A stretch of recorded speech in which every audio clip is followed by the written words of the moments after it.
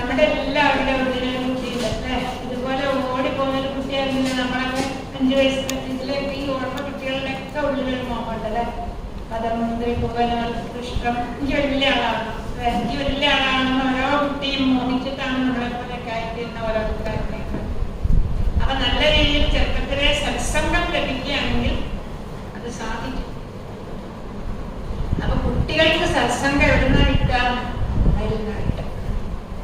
അമ്മ എന്ത് ചെയ്യണോ അത് നരേന്ദ്രമോദി തന്നെ ഇടയ്ക്കിടയ്ക്ക് എടുക്കും. മഹാത്മാഗാന്ധിയുടെ അമ്മ അങ്ങനെ അമ്മയുടെ മഹത്വം കൊണ്ടാണ് കുട്ടികൾ നേരെയാവുക. സുനീതി നല്ല രീതിയിൽ അവനെ വളർത്തിക്കൊണ്ടുവന്നു. അതുകൊണ്ട് സുരുചിയുടെ യാതൊരു അസൂയയും പ്രധാന രക്ഷപ്പെടും. അസൂയ കൊണ്ടാണ് സുരുചിക്ക് അവനോട് ലക്ഷ്യം വന്നത് എന്നതാണ് നാരായണീയത്തിൽ എടുത്ത് പറയുന്നത്. അപ്പൊ അസൂയക്ക് കഷ്ണിക്കും പറ്റുന്നില്ല. പക്ഷെ പ്രയത്നം കഴിച്ചാൽ ആ കുടുംബത്തിൽ ആരെങ്കിലും ഒരാളെ സ്വന്തം കഴിക്കും. അങ്ങനെ സുരുചിയുടെ അസൂയയിൽപ്പെട്ട് നശിച്ചു പോകേണ്ടിയിരുന്ന ശിവൻ അമ്മയുടെ ഉപദേശപ്രകാരം കാട്ടിലേക്ക് ഓടുകയാണ്.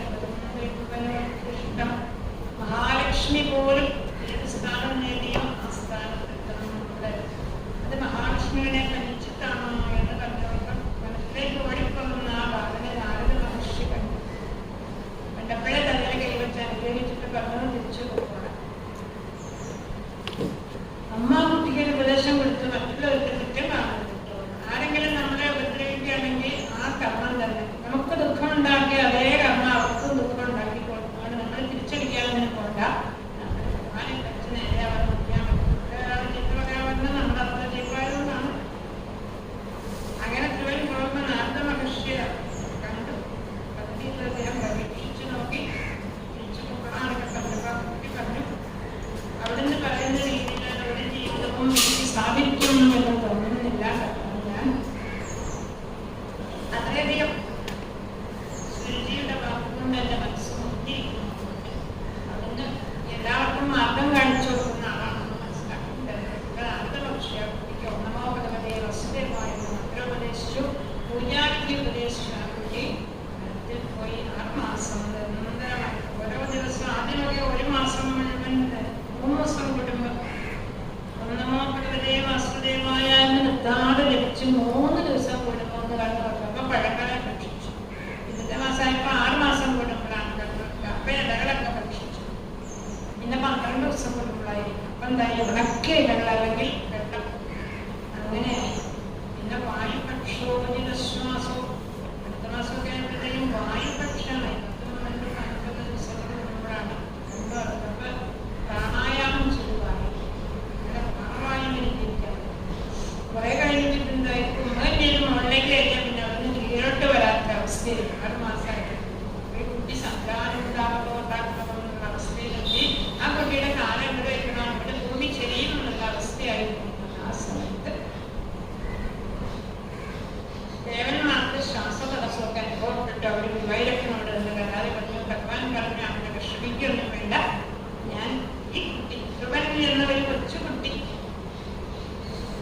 ലക്ഷ്യത്തിലെത്താൻ വേണ്ടി തപസ് ചെയ്യാനാണ്.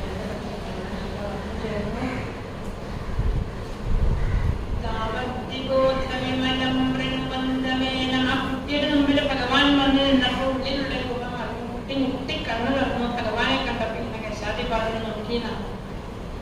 സ്തുതിക്കാൻ ആഗ്രഹിക്കുന്ന ഒരു കുട്ടി. ആ കുട്ടിയുടെ മോഹം മനസ്സിലാക്കിയിട്ട് ഭഗവാൻ ആ കുട്ടിയുടെ കണ്ടത്ത് ശബ്ദുകൊണ്ടെന്ന് തൊട്ടു. ജ്ഞാനം ഉണർന്നു. ആ ജ്ഞാനം ഉണർന്നത് അതേപടി കുട്ടി വാക്കിൽ പറഞ്ഞു. അത് ശ്രീരാമകൃഷ്ണാശ്രമം ഭജനാവലിയിലൊക്കെ ചേർത്തിട്ടുണ്ട് ആ ശ്ലോകം. യോന്തപ്രവിശ്യ മമ വാചമിമാം പ്രസുപ്താം സഞ്ജീവയത്യഖില ശക്തിധരസ്വധാംനാ അന്യാംശ്ച ഹസ്തചരണശ്രവണത്വഗായന്ത്രാണന്നോ ഭഗവതേ പുരുഷായത്വം. അങ്ങനെ ഭഗവാന്റെ ആരുടെ സ്പർശം കൊണ്ടാണോ അല്ലെങ്കിൽ ആരാണോ എൻ്റെ ഉള്ളിൽ ഉറങ്ങിക്കിടന്നിരുന്ന എൻ്റെ പ്രവിശ്യമമ എൻ്റെ വാക്കിനെയും പ്രാണനിന്ദ്രിയങ്ങളെല്ലാം ഉണർത്തിയത് ആ ഭഗവാന് നമസ്കാരം. നമ്മളൊക്കെ രാത്രി കിടന്ന് ഉറങ്ങണം അറിയുന്നില്ലല്ലോ. ലോകത്തിൽ എന്തൊക്കെ സംഭവിക്കണമെന്ന് അറിയുന്നില്ല. ആ ശക്തി നമ്മുടെ ഉള്ളിൽ നല്ല രീതിയിൽ ഭഗവാനെ സ്തുതിച്ച് എനിക്ക് ഭക്തി പ്രവഹിക്കുന്ന ഭക്തന്മാരുടെ സാമീപ്യം എപ്പോഴും ഉണ്ടാവണം. എന്നാലും എന്തെങ്കിലും അവിടുത്തെ ആഗ്രഹം പ്രകടിപ്പിക്കേണ്ടതായിട്ടുണ്ടോ എന്ന് ചോദിച്ചാൽ ആഗ്രഹം എന്ന് പറഞ്ഞില്ല. അശ്രേകപരസകമനുഗ്രഹകാലസ്മൻ. കാരണം 5 വയസ്സായ കുട്ടി കാട്ടിലേക്ക് ഓടിയപ്പോൾ ഒരു തള്ളപ്പശു എങ്ങനെയാണോ പശുക്കുട്ടിയെ രക്ഷിക്കുന്നത് അതുപോലെ ഭഗവാൻ ആ കുട്ടിയുടെ പുറകെ കൃപയായിട്ട് വന്നു. നാരദമഹർഷിയായിട്ട് ആ തപസ് ചെയ്യാനുള്ള ഉത്സാഹം എല്ലാ കുട്ടിക്കും എവിടുന്ന് കിട്ടി? ഇതിലിങ്ങനെ ഭഗവാൻ തള്ളപ്പശു എങ്ങനെയാണോ അപ്പോൾ പെട്ട പശുക്കുട്ടിയുടെ പിന്നാലെ ഓടുന്നത് അതേപോലെ സ്വന്തം ഭക്തന്മാരെ രക്ഷിക്കുമ്പോൾ ഭഗവാനോടൊന്നും ചോദിക്കേണ്ടതില്ല. അതിപ്പോൾ ഭഗവാൻ പറഞ്ഞു 16,000 വർഷം രാജ്യം ഭരിക്കുക, രാജ്യം ജനം സമയപൂർത്തിയ, പിന്നീട് എന്റേതായിരിക്കും, ഞാൻ എന്റെ ലോകമായ ലോകത്തേക്കാണ്. പിന്നെ അങ്ങനെ അനുഗ്രഹിച്ചു. അപ്പൊ ശിവന് വലിയൊരു ദുഃഖം ഉണ്ടായിരുന്നു. അങ്ങോട്ട് വന്ന് അച്ഛന്റെ മടിയിലിരിക്കണമെന്നായിരുന്നു മോഹം. അങ്ങോട്ട് വന്നപ്പോ ഭഗവാന്റെ മടിയിലിരിക്കായിരുന്നില്ലായിരുന്നു മോഹൻലാൽ പോകാൻ എന്നൊക്കെ വിചാരിച്ചിട്ട് ഇവനിങ്ങനെ നടന്നു വരുമ്പോ ഈ ഇവനമൊക്കെ രാജ്യത്തെല്ലാവരും അറിഞ്ഞ അവിടെ നിന്ന് വലിയ ഘോഷയാത്രയായിട്ട് മഹാരാജാവ് മന്ത്രിമാരും എല്ലാം കൂടി ആനപ്പുറത്തേക്ക് പിടിയാനപ്പുറത്ത് ഇവനെ എഴുന്നള്ളിച്ചു.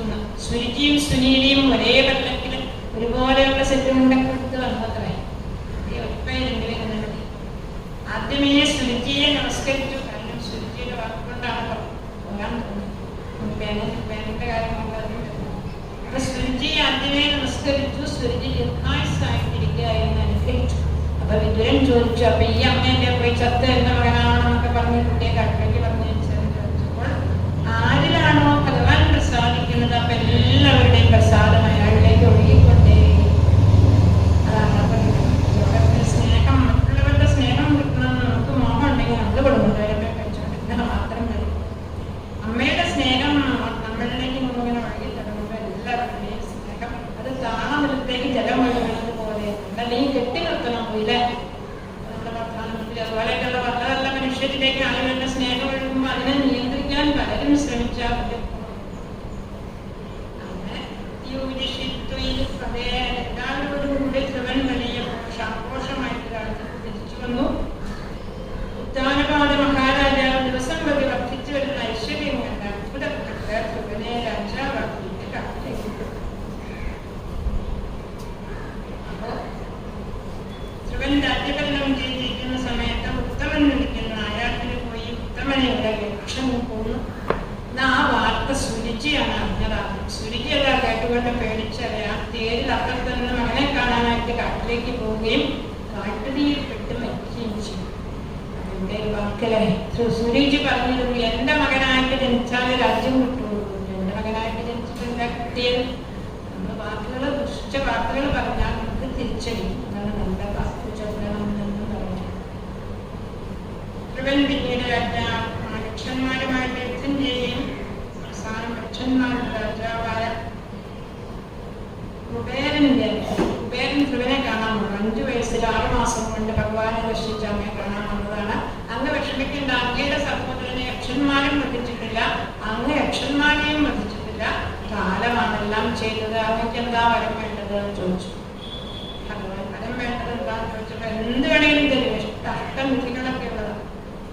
പുഷ്പക വിമാനം വരെ സ്വന്തമായിട്ടുള്ള നന്ദനുണ്ട്. എന്താ ധ്രുവൻ ചോദിച്ചത്? ഭക്തി. ഏറ്റവും വലിയ വിഷ്ണുഭക്തനാണ് ഈ കുബേരൻ. എനിക്ക് ആ വിഷ്ണു ഭക്തി അവിടെ ഞാൻ ഷോക്കേസ് പ്രത്യേകമൊന്നും എനിക്ക് വേണ്ട, അങ്ങയുടെ ഹൃദയത്തിലുള്ള വിഷ്ണു ഭക്തി അനുഗ്രഹം മാത്രം മതി പറഞ്ഞു. അങ്ങനെ ധ്രുവൻ പുഷ്പക വിമാനം കുബേരന്റെ വിമാനം ഉപേക്ഷിച്ചപ്പോ അതേപവൻ പുരുഷനീത വിമാനയാതോ വിഷ്ണു പാർശ്വത വിമാനവുമായിട്ട് വന്നപ്പോഴേക്കും ധ്രുവൻ രാജ്യഭരണമെല്ലാം ഉപേക്ഷിച്ച ഗദ്രിയിലെത്തി. പ്രയോഗപരിസരങ്ങളിൽ വനപ്രസ്ഥജീവിതമൊക്കെ തുടങ്ങിയ അവിടെയുള്ള മനുഷ്യന്മാരെല്ലാം അടകനന്ദയിൽ സ്നാനം ചെയ്ത് അവിടെയുള്ള ആചാര്യന്മാരെ എല്ലാം വന്ദിച്ച് ധ്രുവൻ വിമാനത്തിൽ കയറാൻ തുടങ്ങുമ്പോൾ ഒരാൾ ഒന്ന് പരിശോധിക്കട്ടെ. ഞങ്ങളെ എയർപ്ലേസിലൊക്കെ പോകുമ്പോൾ പരിശോധിക്കാനല്ലേ പരിശോധിക്കാൻ വന്ന ആട്ടം കൊണ്ടോണ്ടോന്ന് അറിയാൻ നോക്കാൻ നമുക്ക് വന്നത്. എല്ലാവരും ഒന്നും അങ്ങനെ പരിശോധിക്കാതെല്ലാം വേണ്ട, മന്ത്രിയുടെ ആളോ അങ്ങനെയൊക്കെ നീ കുഴപ്പമില്ല. അപ്പൊ ഇതുപോലെ നോക്കിയപ്പോൾ ഇത് സച്ചിദാനന്ദമായി കഴിഞ്ഞ ധ്രുവന്റെ ശരീരം. അപ്പൊ എന്താ പേടിച്ചാൽ നമസ്കരിച്ചു. മൃത്യോർമൂർത്തിനി പദം ഗത്വാ. ആ കേട്ടൊക്കെ അങ്ങനെ തൊഴിലുകളല്ലേ.